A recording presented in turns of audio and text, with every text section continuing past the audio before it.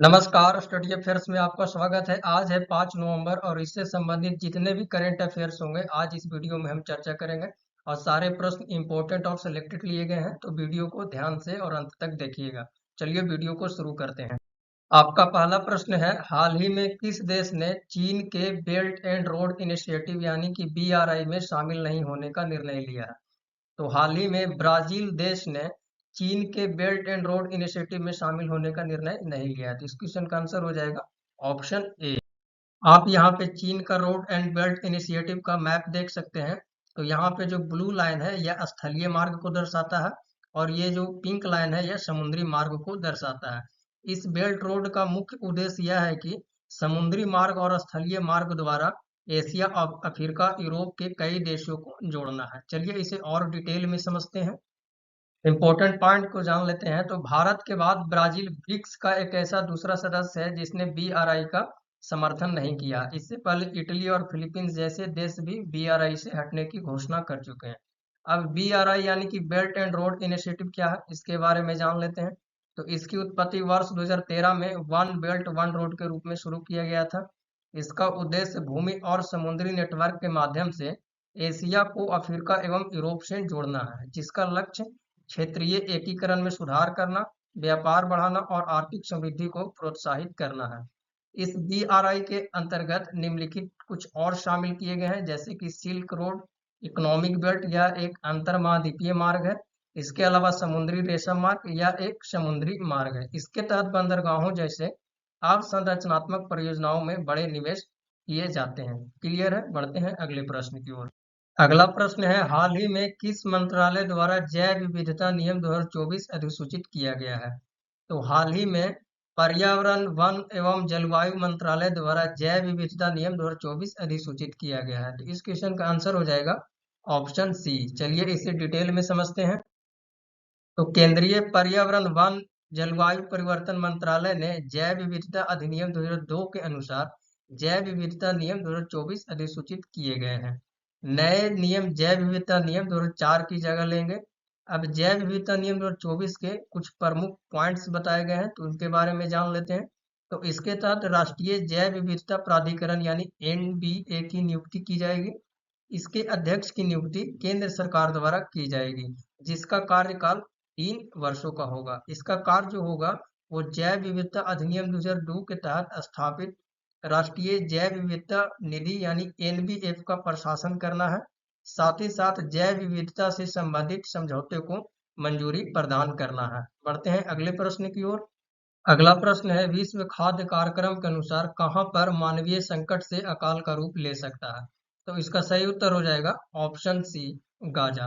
Gaza एक फिलिस्तीन का शहर है जहां पर विश्व खाद्य कार्यक्रम के अनुसार मानवीय संकट का रूप ले सकता है। आपको बता दें कि इस समय इजराइल और फिलिस्तीन में युद्ध चल रहे हैं। चलिए इसे और डिटेल में समझते हैं। इसके इम्पोर्टेंट पॉइंट्स को जान लेते हैं। तो विश्व खाद्य कार्यक्रम ने चेतावनी दी है कि गाजा में मानवीय संकट से अकाल का रूप ले सकता है। अब संयुक्त राष्ट्र विश्व खाद्य कार्यक्रम क्या है, इसके बारे में जान लेते हैं। तो इसकी स्थापना वर्ष 1961 में की गई थी, जिसका मुख्यालय इटली की राजधानी रोम में स्थित है और यह दुनिया की सबसे बड़ी मानवीय सहायता एजेंसी है, जिसका कार्य है संघर्ष, आपदाओं और जलवायु परिवर्तन के प्रभावों से उभरने वाले लोगों के लिए शांति, स्थिरता और समृद्धि का मार्ग सुनिश्चित करने हेतु खाद्य सहायता पहुंचाना है। इसका वित्त पोषण यानी कि आर्थिक लेन देन राष्ट्रीय सरकारों, कॉरपोरेट्स और निजी दाताओं से स्वैच्छिक दान प्राप्त होता है और यह एजेंसी 1963 से भारत में काम कर रही है और यह विश्व के 120 से अधिक देशों को खाद्य सहायता उपलब्ध करा रही है। इसे वर्ष 2020 में नोबेल शांति पुरस्कार से भी सम्मानित किया गया था। बढ़ते हैं अगले प्रश्न की ओर। अगला प्रश्न है, हाल ही में कोल इंडिया लिमिटेड ने अपना कितना स्थापना दिवस मनाया है? तो इसका सही उत्तर हो जाएगा ऑप्शन बी। कोल इंडिया लिमिटेड ने 50वां स्थापना दिवस मनाया है।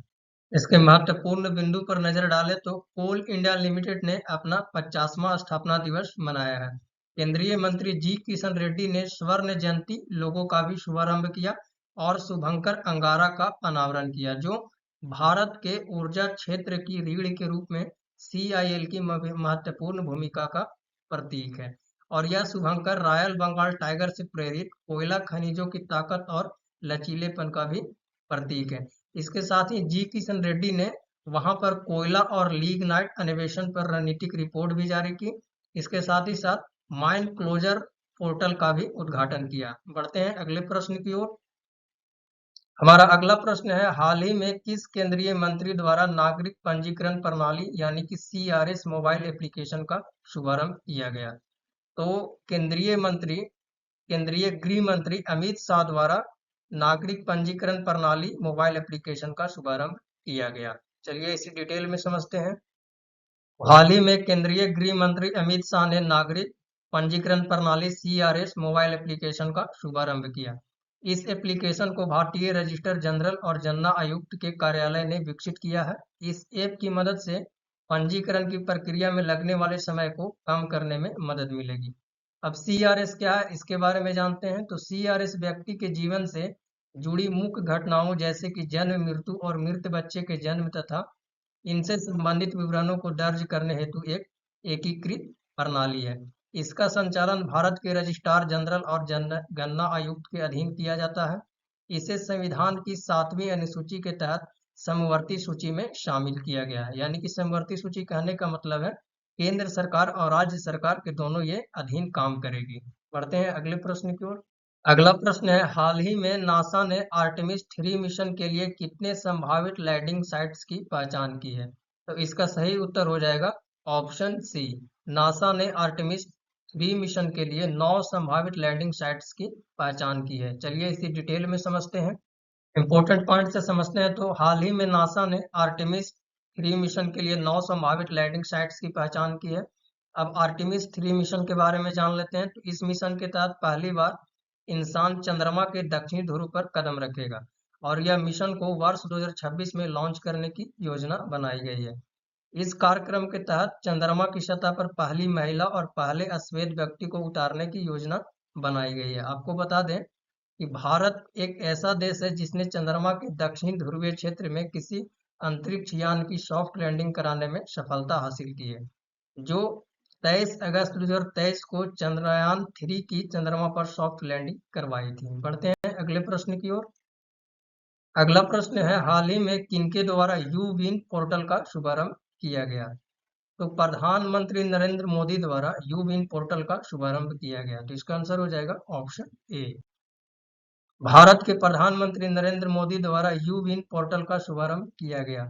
यू विन पोर्टल क्या है, इसके बारे में जानते हैं। तो यह सार्वभौमिक टीकाकरण कार्यक्रम यानी कि यूआईपी के तहत सभी गर्भवती महिलाओं और बच्चों के प्रत्येक टीकाकरण का कार्यक्रम को ट्रैक करता है। इस पोर्टल के नियमित वैक्सीनेशन का इलेक्ट्रॉनिक रजिस्ट्रेशन और रिकॉर्ड रखने के लिए विकसित किया गया है। यूआईपी राष्ट्रीय स्वास्थ्य मिशन यानी कि एनएचएम के तहत प्रजनन और बाल स्वास्थ्य कार्यक्रम का एक हिस्सा है। इस पोर्टल के जरिए सभी गर्भवती महिलाओं को और जन्म से 16 वर्ष तक के बच्चों को 12 बीमारियों के खिलाफ जीवन रक्षक टीकों का समय पर दिया जाना सुनिश्चित करेगा। अगला प्रश्न है, हाल ही में संशोधित राष्ट्रीय ग्राम स्वराज अभियान यानी कि आरजीएसए के तहत किन क्षेत्रों को मजबूत करने के लिए निर्णय लिए गए हैं? तो इसका सही उत्तर हो जाएगा ऑप्शन बी, ग्राम पंचायत। ग्राम पंचायतों को नए सिरे से मजबूत करने के लिए राष्ट्रीय ग्राम स्वराज अभियान यानी कि आरजीएसए में संशोधन किया गया है। चलिए इसे और डिटेल में समझते हैं। देश भर में ग्राम पंचायतों को मजबूत करने के लिए ये निर्णय संशोधित राष्ट्रीय ग्राम स्वराज अभियान आरजीएसए की केंद्रीय अधिकार प्राप्त समिति द्वारा लिए गए हैं। अब संशोधित राष्ट्रीय ग्राम स्वराज अभियान क्या है, इसके बारे में जानते हैं। तो इसका उद्देश्य पंचायती राज संस्थाओं को स्थानीय स्वशासन के जीवंत केंद्र के रूप में विकसित करना है। इसमें सतत विकास लक्ष्यों के स्थानीयकरण पर ध्यान केंद्रित किया जाता है। यह एक प्रकार का केंद्र प्रायोजित योजना है जिसकी अवधि 2022-23 से 2025-26 तक है। इसे सभी राज्य, केंद्र शासित प्रदेशों तथा ऐसे क्षेत्र जो संविधान के भाग 9 के अंतर्गत नहीं आते हैं, सभी को कवर किया गया है। अगला प्रश्न है, हाल ही में ब्रिटेन की कंजरवेटिव पार्टी की नई नेता कौन बनी है? तो इसका सही उत्तर हो जाएगा कैमी बैडनॉक। ये है कैमी बैडनॉक जो हाल ही में ब्रिटेन की कंजरवेटिव पार्टी की नई नेता बनी है। अगला प्रश्न है, हाल ही में ट्रांसफर प्राइसिंग और आर्म्स लेंथ प्राइस के लिए ऊपरी सीमा से संबंधित अधिसूचना किसने जारी की है?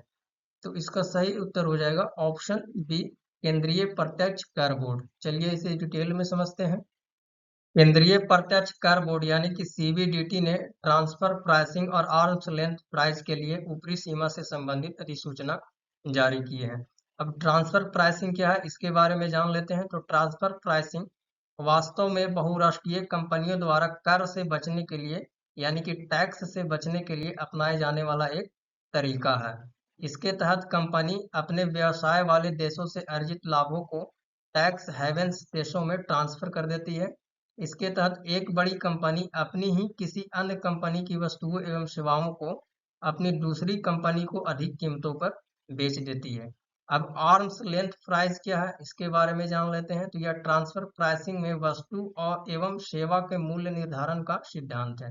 यह सिद्धांत एक ही समूह की कंपनियों के बीच वाणिज्यिक और वित्तीय लेन देन पर लागू होता है। इस सिद्धांत के अनुसार एक ही समूह की दो कंपनियों के बीच किसी वस्तु एवं सेवा का मूल्य वही होना चाहिए जो दो अलग अलग समूह की कंपनियों के बीच होता है। क्लियर है? बढ़ते हैं अगले प्रश्न की ओर। अगला प्रश्न है, वर्ष 2024 का राष्ट्रीय एकता दिवस की थीम किस विरासत स्थल पर केंद्रित है? तो वर्ष 2024 का राष्ट्रीय एकता दिवस की थीम यह रायगढ़ के किला के विरासत स्थल पर केंद्रित है। तो इसका सही उत्तर हो जाएगा ऑप्शन ए। ये है रायगढ़ का किला, आप इसको इमेज में देख सकते हैं। चलिए इसे डिटेल में समझते हैं। महत्वपूर्ण बिंदु जान लेते हैं। तो इस साल राष्ट्रीय एकता दिवस की थीम रायगढ़ किले की विरासत पर केंद्रित है। हाल ही में सरदार वल्लभ भाई पटेल की 149वीं जयंती पर राष्ट्रीय एकता दिवस 31 अक्टूबर को मनाया गया। अब रायगढ़ किला क्या है, इसके बारे में जान लेते हैं। तो यह एक पहाड़ी किला है जो महाराष्ट्र के रायगढ़ जिले में अवस्थित है। छत्रपति शिवाजी महाराज ने 1674 में इस जगह अपनी राजधानी स्थापित की थी। साथ ही यहीं पर छत्रपति शिवाजी महाराज का राज्याभिषेक भी किया गया था। यह किला काल और गंधारी नदियों की घाटियों से घिरा हुआ है। इसे ब्रिटिश इतिहासकारों ने पूर्व का जिब्राल्टर भी कहा है और यह किला भारत के मराठा सैन्य प्रदेश के तहत यूनेस्को विश्व धरोहर के लिए नामांकित किया है। किले के प्रमुख द्वार के नाम जान लेते हैं। तो वह है नाने दरवाजा और महा दरवाजा। क्लियर है? बढ़ते हैं अगले प्रश्न की ओर। अगला प्रश्न और आज का सेशन का अंतिम प्रश्न, हाल ही में कहां पर भारत के पहले बायो मैन्युफैक्चरिंग इंस्टीट्यूट का उद्घाटन किया गया? तो भारत के पहले बायो मैन्युफैक्चरिंग इंस्टीट्यूट का उद्घाटन पंजाब के मोहाली शहर में किया गया है। तो इसका आंसर हो जाएगा ऑप्शन बी। चलिए इसे डिटेल में समझते हैं। तो हाल ही में मोहाली में भारत के पहले बायो मैन्युफैक्चरिंग इंस्टीट्यूट यानी कि BRIC national agri food bio manufacturing institute BRIC नावी का उद्घाटन किया गया। अब ब्रिक नावी क्या है, इसके बारे में जानते हैं। तो कृषि तकनीक नवाचारों में सुधार करने के उद्देश्य से जैव प्रौद्योगिकी और जैव प्रसंस्करण की दक्षता का संयोजन करते हुए इस संस्थान का गठन किया गया है। इसका उद्देश्य उन्नत जैव प्रौद्योगिकी के माध्यम से भारत के कृषि खाद्य क्षेत्र को बढ़ावा देना, सतत पद्धतियों का समर्थन करने के लिए उच्च उपज वाली फसलों, रोग प्रतिरोधी फसलों, जैव उर्वरकों और जैव पीड़कनाशी के लिए कृषि अनुसंधान एवं विकास को बढ़ाना है। क्लियर है? तो फ्रेंड्स, आज के 5 नवंबर 2024 की करंट अफेयर्स के सेशन में जितने भी महत्वपूर्ण और इम्पोर्टेंट करंट अफेयर्स थे हमने कवर किया। आशा है कि आपको ये वीडियो अच्छा लगा होगा। अगर ये वीडियो आपको अच्छा लगा है तो लाइक करें, शेयर करें और चैनल पे नए हैं तो सब्सक्राइब करना न भूलें।